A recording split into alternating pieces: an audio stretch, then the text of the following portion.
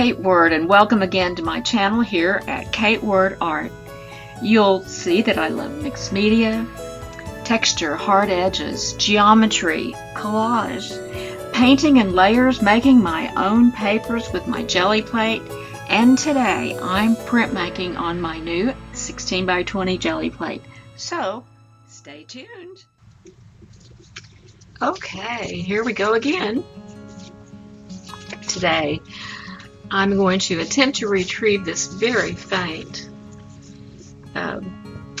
ghost image that's left here on the plate from my last transfer. And you'll see that I start with this light off-white color. It's actually called Naples Yellow Light from Amsterdam Acrylics.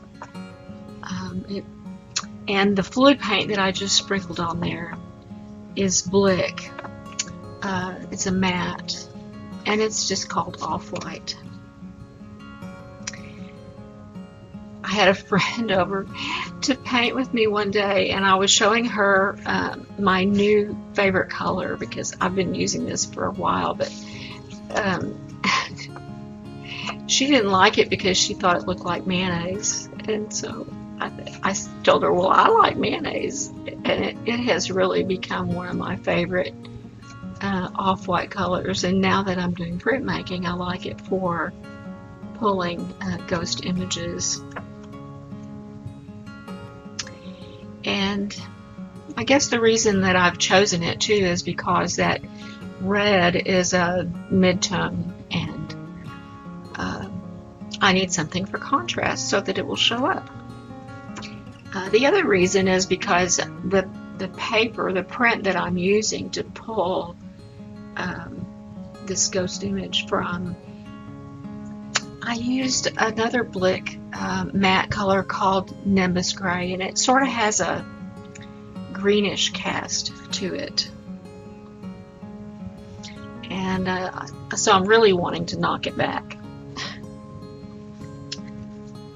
And I think you'll see after I pull the print and you see the video that you'll see that it was successful in doing that. So basically today I'm playing and I'm experimenting. You know, whites tend to be more opaque, and I'm really wanting this piece to be a little bit more transparent. And you'll also notice that I used too much paint on my plate, so you saw me offloading on that piece of copy paper that's there to the left, using my brayer to do that, to offload. Now I'm going to use, you're going to see me use some stencils. And now that I'm working larger, I cut my own stencils. But when I was working smaller on a gel plate, I used Stencil Girl products exclusively. Thank you, Mary Beth Shaw. But you'll see me using this here, a couple of different stencils. I'm just kind of wanting to play. And I really overdo it in a little bit on another print, but I just kind of like the texture that it gives, and I just wanted to try it out. And you can sort of see that ghost color peeking through there. I'm basically using the stencils also to offload some more paint. So, but I really like the way it looks, and I'll probably do some more experimenting with that because it was fun to do.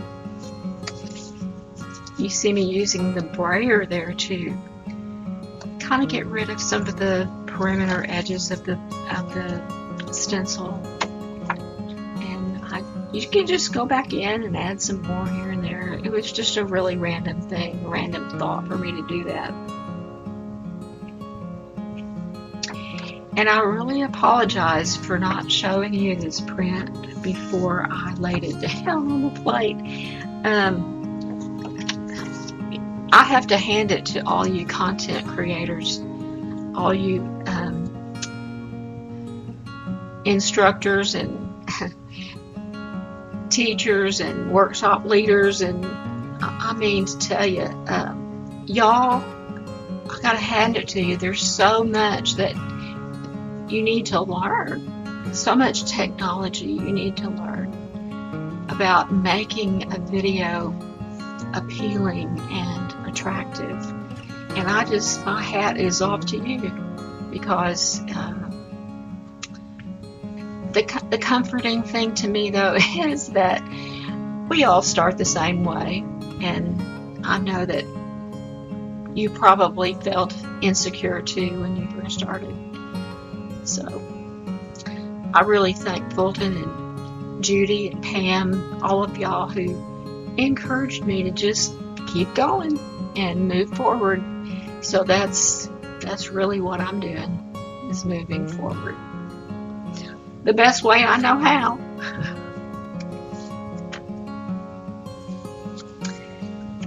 So I don't know why I'm just massaging that paper so long the way I am. And it's time to pull that print, but we're going to wait about 5 minutes first, and I'll be back to pull it. You'll see.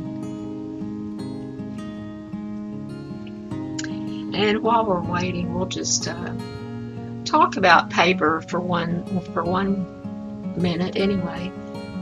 This is either my Somerset paper or my Stonehenge paper, but it's 100% cotton paper, and you need that for this kind of printmaking. When you're working with a smaller plate, deli paper is good, and copy paper and book pages and things like that. All kinds of specialty papers. You can just do all kinds of gel plating, jelly plate printing on the smaller plates. But on these larger jelly plates, you really need strong paper. And you're going to see me pull this print, and you're going to watch me pull it very slowly. That's a key for getting a good transfer. And I think I did get a good transfer, because I don't see any paint left on the plate. And then I think another reason that I'm getting a good transfer is because I have begun to oil my plate with baby oil the way that Fulton recommends. Thank you, Fulton. It does work very well. Now, this Nimbus gray that was, you could kind of see it on the perimeter because I did have some misregistration there, so you can kind of see the color that print was before I pulled the ghost print, the capture. But what I really like is it really looks like stone. It looks like a gravestone or a monument, something that has engraving in it because of the lettering. And I've used a comb because I really like that linear texture, undulating that a comb gives. I've kind of always done that.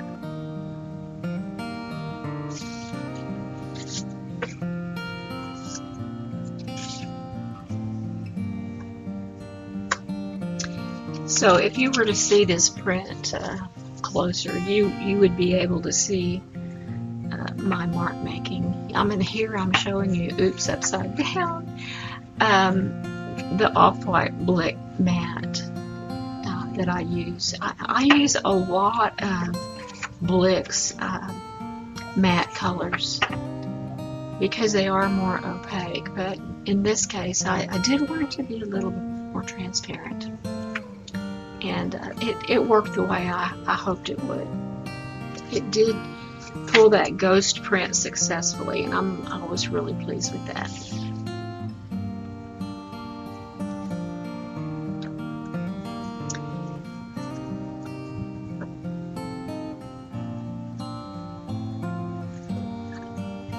Okay. Here I'm showing you my brayer because I don't clean brayers. Who cleans brayers? But I think that after the last time I saw Fulton having a a little bowl of water. I'm gonna try that. Maybe. I do occasionally clean them, yes, but one of the tricks I have learned is how you set it down after you've applied the paint, after you've charged that plate. And I was showing you how to be sure you turn it upside down. Now you're going to see me use, I think I use parchment here, and I use that Off-White Blick fluid paint again, but I'm showing you a print that I absolutely hate. I have done many layers, and I used the last color was a saturated red, and I'm wanting to knock it back. So you're going to see me go crazy with these stencils again, because you know I learned how to do it in the last segment. So here we go. I'm going to apply some more paint, and I'm going to use the stencils again. I really, you know, I think there's nothing wrong with doing something that gives you pleasure, and that does give me pleasure. And it gives me pleasure to play the way I am, and I really hope that each one of you have a creative pursuit that gives you pleasure. Really, that gives you a sense of wonder and mystery about the making of your work, because only you can make your work. And when you have a sense of awe and wonder and mystery about your artwork and the conversation that you're having with your artwork, your viewer can't help but engage in that same sense of wonder and the mystery of how you made that. So it's kind of like another transfer, you know, it's transferred from you to your viewer. Okay, you can move right along and quit playing with your paint. I'm trying to get it smoother there, because I don't know why, because I'm going to lay all those stencils on there, but I'm really trying to get a paint application there that I'm satisfied with. I'm just not real happy with that print. And you know, when you do something like this, or at least this is the way I feel, I don't have anything to lose, and it's just a piece of paper. It's not a masterpiece, of course, and it might have cost me $5, anywhere from $3 to $5 for this piece of paper.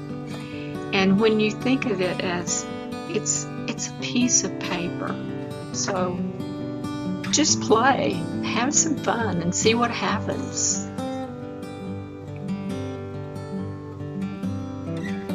I'm really just playing with my brayer, and I've laid down those stencils, that lettering, and I'm just really fascinated by the lettering. And you will see that it is successful at knocking that color back. I was pleased with that, and you know, this piece may end up being collage fodder for all I know, but that's okay too. You know, it'll be something that I can use as a collage, and it'll be a history. I'll know the history of this piece of paper and how it came to be.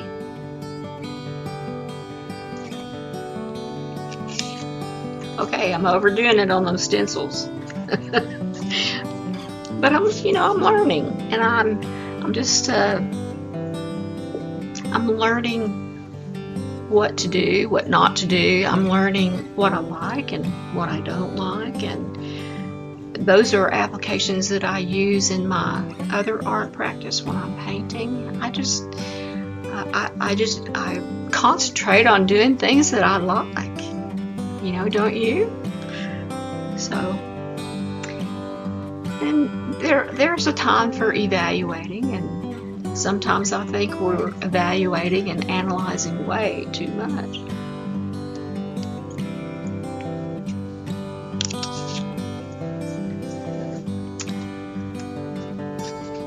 Okay, you can stop that now. I think that when you see that I've pulled this print, I think it would have been more successful if it had been a solid dark color without so much pattern. And I have this thing for pattern, so you'll see.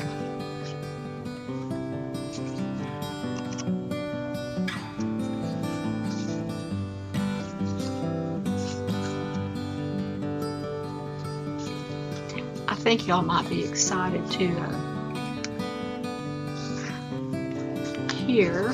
learn that Fulton sent me a print, and we're going to collaborate a little bit, so don't let that be a surprise to you. Okay, here I'm pulling that print, and you can see, of course, that I have a lot to learn about my registration. I'm certainly going to have to get that figured out before I collaborate with Fulton on mine. But see, I think it's important, you know, for y'all to see that, for you to see the things that are unsuccessful, for me to be as real as I possibly can with you about what I've done, and to see mistakes and to see things that don't turn out the way that I hope. I really think that's okay. I'm showing you there some areas that I do like, because if you were to see it closer, I wish I had brought it closer to the camera for you to see.